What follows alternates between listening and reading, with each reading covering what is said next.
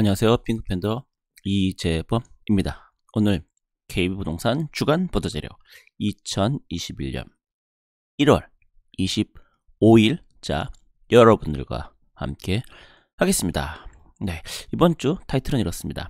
아파트 매매시장 과천과 하남 등 경기도 일부 지역 높은 상승, 서울은 지난주와 유사. 네, 과천 하남 새롭게 어떻게 보면은 차트에 등장했다, 이렇게 예고하는 타이틀 아닌가 생각됩니다. 자, 그럼 오늘도 한번 쭉쭉쭉 네, 한번 보도록 할까요? 네, 쭉쭉쭉 내려갑니다. 네, 그러면 보시는 것처럼 수도권 광역시 전국입니다. 네, 늘 그렇지만 수도권은 계속 오르고 있는 추세, 5개 광역시는 내려 다시 오르고 있는 추세.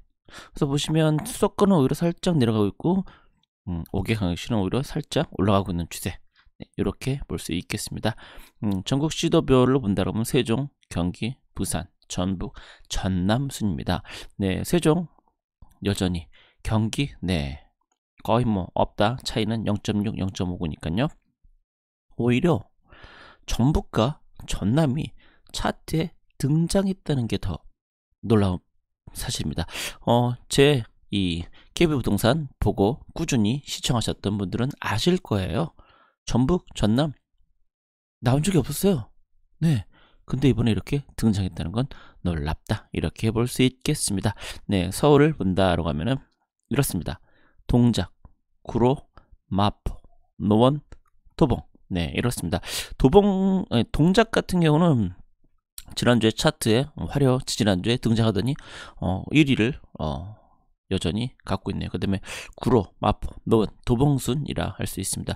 구로 같은 경우는 차트에 심심치 않게 등장을 하고 있죠. 네, 노원, 도봉구는 꾸준히 등장하고 있고요.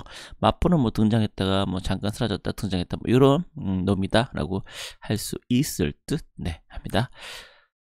경기도를 보시면 과천, 고양, 덕양구, 하남, 성남, 수정구, 고양, 일산, 동구, 이런 수입니다.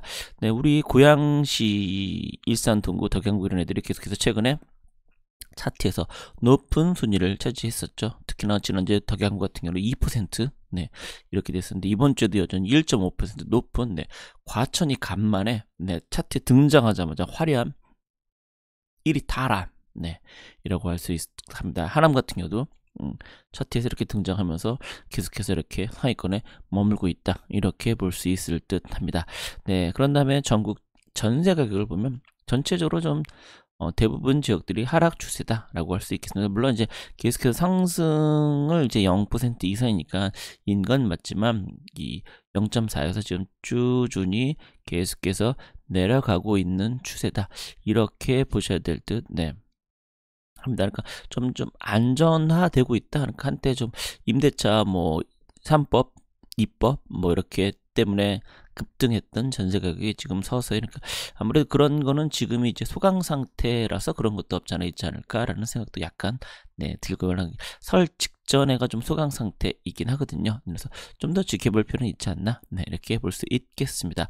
전국 본다 그러면 세종, 서울, 경기, 부산, 전남 순이다. 그다음에 전북, 전남, 전북 네 매매 가격, 전세 가격 다 이렇게 차트 순위 올랐다는 사실. 네, 그래서 우리가 알 수 있는 건 매매 가격과 전세 가격은 거의 동반한다. 네, 이렇게 보시면 될 듯합니다. 네, 어쨌든 세종은 매매, 전세 전부 다 1등을 한 갓세종, 이번 달에도 네 역시 이번 주에도 유지되고 있다, 이렇게 봐야 될 듯합니다. 네, 그 다음에 전세 서울은 보시면 동대문, 구로, 관악, 노원, 은평입니다. 그럼 아까 매매에서 포함되어 있었던 구로와 노원은 매매와 전세 둘 다 포함되어 있었습니다. 동대문구가 0.56%, 아까 보시면 그 동작 이런 데가 1.57 뭐 이렇게 6%뭐 이렇게 됐었는데 거의 반의 반 정도 되는, 어쨌든 그렇다 하더라도 0.5% 이렇게 나와 있다는 건 꽤 높은 가격 상승을 했다라고 할 수 있겠죠. 네, 이런 순위로 되어 있고요. 자, 그 다음에 경기도입니다. 경기도는 하남, 네, 동두천, 용인처인구, 고양, 덕양구, 안성 이렇게 돼 있는데, 그럼 이 중에서 우리가 평소에 보지 않았던 것이 동두천, 안성입니다. 동두천은 이제 의정부 위에 있는 곳들인데요. 뭐 최근엔 동두천도 가격도 오른다라는 얘기도 있는데요. 네, 전세 가격은 차트 2등을 할 정도로 급등했다라고 할 수 있겠네요. 안성 같은 경우도 사실은 그쪽이 워낙 넓은 지역이고 그렇게 사실 아파트가 많은 것도 아니고 물론 새 아파트가 많이 들어서긴 했지만요. 그렇다 하더라도 전세 가격이 이렇게 갑자기 높은 상승을 보였다는 차트에 올라왔다는 것 자체가 개인적으로는 좀 대단하다 이렇게 생각합니다. 안성이 들어올 거라고 생각하지 못했었거든요. 네. 하남이 1등 차지했습니다. 그다음에 매도자 우위지수 본다라고 하면 서울이 여전히 계속해서 꾸준히 그 지수를 유지하고 있고요. 대전도 둘이서 엎치락뒤치락 하면서 2주 연속 같은 이제 비슷하게 유지하고, 그다음에 이제 전체적으로 그 외의 지역들은 이제 좀 내려가고 있는 추세다라고 할 수 있겠습니다. 유일하게 서울과 대전만 이 매수 심리 지수가 오히려 조금씩 그 유지를 하면서 조금 올라가면 이런 식으로, 그러니까 여전히 매수할 마음들은 많이 있다 이렇게 얘기 드릴 수 있겠네요. 그 중에서 끝에는 부산 거의 내리막 추세였는데 이번 주에 갑자기 올라갔다. 아까 보시면 실제로 부산 같은 경우도 매매 가격에서도 차트에서 이렇게 이제 사라졌다 더 등장한 걸 보면요. 부산은 다시 뭔가 또 규제를 해서 소강 상태 잠자고 있다가 이럴 수 없어, 다시 한번 이거 아닌가라는 우려도 들기는 하네요. 좀 더 지켜볼 필요는 있을 것 같습니다. 네, 지역별 시황을 보면 다음과 같습니다. 서울 구로구 매매 가격, 작은 평형은 매물 잠김 물량이 없다. 대형 평형은 간간히 가격이 너무 높아 거래가 쉽지 않다. 가격이 너무 높다는 표현을 구로구에 한다는 게 좀 뭔가 언밸런스한 느낌은 드네요. 적은 거래량 속에서 최고가 계속 갱신하고 있다. 구로구에서는 이제 가장 비싼 곳이 신도림동이다. 신도림동 같은 경우는 그쪽에 있는 그 대림 아파트 같은 경우요. 84제곱 같은 게 한 13억 정도 하고 있습니다. 그래서 영등포나 이런 데에 비해서 결코 그 근처에 있는 여러분들 아마 금액이 깜짝 놀랄 정도로 싸진 않거든요. 네, 가산 디지털 단지 영등포 여의도 업무지가 가깝고 서울시내 상대적으로 저평가 지역으로 6억 이하 물건도 있어 보금 자리로는 받으려는 실수요자 물건, 적은 평형 때는 6억 이하가 있을 테니까요. 또한 GTS B노선 남부 광역 급행철도 연계 추진, 신도림 293번지 일대 재개발 사업 추진. 그러니까 신도림 293번지 같은 경우는 이제 저렇게는 구로역의 맞은편이라고 할 수 있는 곳인데요. 그쪽에 이제 공구상가나 이런 쪽을 이제 얘기한다라고 생각하시면 될 것 같습니다. 네, 마포구 연말 이후 입주 매매 매물 문의 방문, 고객 수 증가, 임대차 3법으로 전세 상승, 실입주 가능한 물건 찾는 사람 많다. 갭 투자자도 문의도 많다. 반면 세금 중과로 매물이 나오고 있지 않다. 여태 매물에 비해 저렴해 보이는 매물의 경우 바로 거래가 되고 있다. 네, 성상동 일대 자동차 학원 부지 문화공원 예정, 서부 경전철 여의도 3구간 광흥 창역 관통 등의 개발자로 똘똘한 단체를 선호하는 수요자들의 관심이 높다. 네, 마포 같은 경우는 한강을 기준으로 해서 좌우로 넓게 펼쳐져 있거든요. 그래서 이것만 보시면은 뭐 흔히 말하는 우리가 마포 그러면 이제 공덕동에 있는 그쪽을 생각하시는데요. 그렇지 않습니다. 저쪽인 상암동 이런 쪽도 다 마포니까요. 네, 그래서 그렇게 좀 보시면 될 것 같습니다. 그다음에 경기도 같은 경우는 과천 지속적인 부동산 대책 공급 부족 우려, 초저금리로 갈 것 없는 유동자금 부동산 시장에 계속 몰린다. 그래서 2022년부터 지식정보타운 기업 입주 예정, GTS 시외노선 정부 과천 청사역 확정, 과천 위례선 연장 개발 호재. 네, 개발 호재가 되게 많네요. 실수요자 비 투자 모두에 관심받고 있는지로 선호도가 높은 재건축 예정 단지들은 높아진 호가에도 거래가 상승되고 있다. 네, 과천은 한동안 좀 잠잠을 했었습니다. 네, 당에 이렇게 분양받는 게 또 쉽지 않다 보니까 전세도 들어가는 사람들도 이제 많지 않고, 왜냐면 조건이 지금 들어가면 안 되니까. 근데 갑자기 이렇게 가격 1등을 경기도에서 할 정도로 올랐네요. 그다음에 하남 지하철 3호 연장 테크노밸리 조성사업 투자 수익문이 많다. 성파 강남생활권에 속하는 위례뿐 아니라 덕풍동, 신장동, 창호동 일대 구축단지 매매가도 상승, 3기 신도시 토적 보상비, 하남 교산지구 대토 보상 물량이 풀리 예정. 아파트를 비롯한 부동산 전반적인 거래 문의가 증가하고 있다. 네, 하남 같은 경우는 교통이 좀 안 좋은데 교통만 해결된다라고 하면 지금보다 훨씬 더 가격 측면보다는요, 생활 거주 면에서 더 좋아지지 않을까 이렇게 예상할 수 있겠습니다. 자, 그다음에 인천 서구 재건축 예정 단지들과 신도시 쪽 단지들 중심으로 매매가 상승세 계속. 서울 지하철 7호선 청라 연장선 사업, 인천 지하철 1호선 연장 사업, GTS B노선 예비타당선 통과, GTS D노선 포함 논의 등 여러 교통재와 101 역세권 개발 사업, 청라 국제도시역 인근 하나그룹. 네, 하나그룹이 원래 청라역에 하려고 했던 청라 국제도시를 할 때부터 예정되어 있던 건데 좀 연기되고 취소되고 이런 분위기인데 다시 또 가고 있는 듯 합니다. 자, 그러면은 전세로 한번 우리가 보도록 해보겠습니다. 전세는 위와 같습니다. 마찬가지로 구로구 임대차 3법 효과. 기존 전세 실거주자 매도로 전향할 가능성이 커졌고, 새로운 전세 가격을 상승해 놓고 놓을 수밖에 없는 양상을 보이고 있다. 또한 인접한 광명 재개발 이주수. 구로구 바로 옆에 광명이거든요. 광명이 옆으로 개봉동, 길 건면 가산동, 금천구도 연결이 되어 있긴 하지만요. 이렇게 되어 있습니다. 그러다 보니까 그쪽에 이주소가 특히 개봉동, 오리동은 이제 광명에서 많이 이사 갈 수 있는 같은 생활권이라고 할 수 있으니까요. 다만 물건도 거의 없고 가령 나오더라도 너무 올라 부담스러운 가격 거래되고 있다. 관악구 전세 매매 모두 호가는 오르고 있으나 수요는 주춤하고 거래는 한산한 편이다.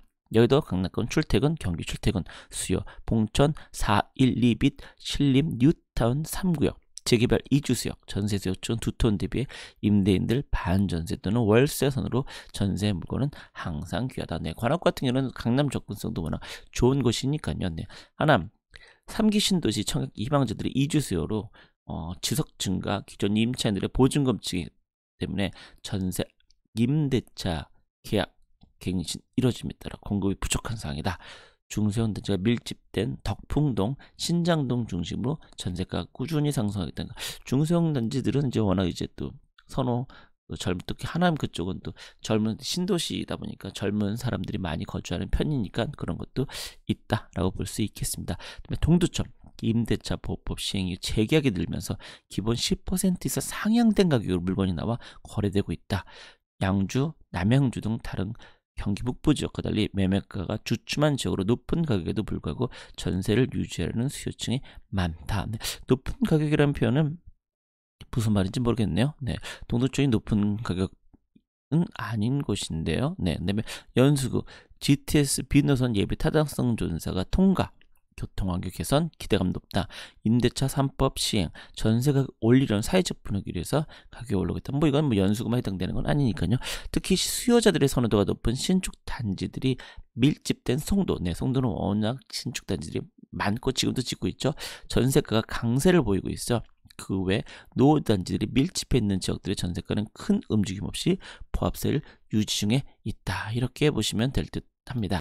그래서 상승률을 본다 그러면 상승 지역이 과천, 고양 덕양구, 하남, 성남 수정구, 일산 동구, 동두천, 용인 수진구. 1위부터 이 아래까지 전부 다 경기도가 차지를 했네요. 그다음에 부산 기장군, 대전 유성군, 성남 중원구. 그러니까 1월달 들어서 거의 경기 수도권의 그 상승이 무섭다라고 할 수 있을 듯합니다.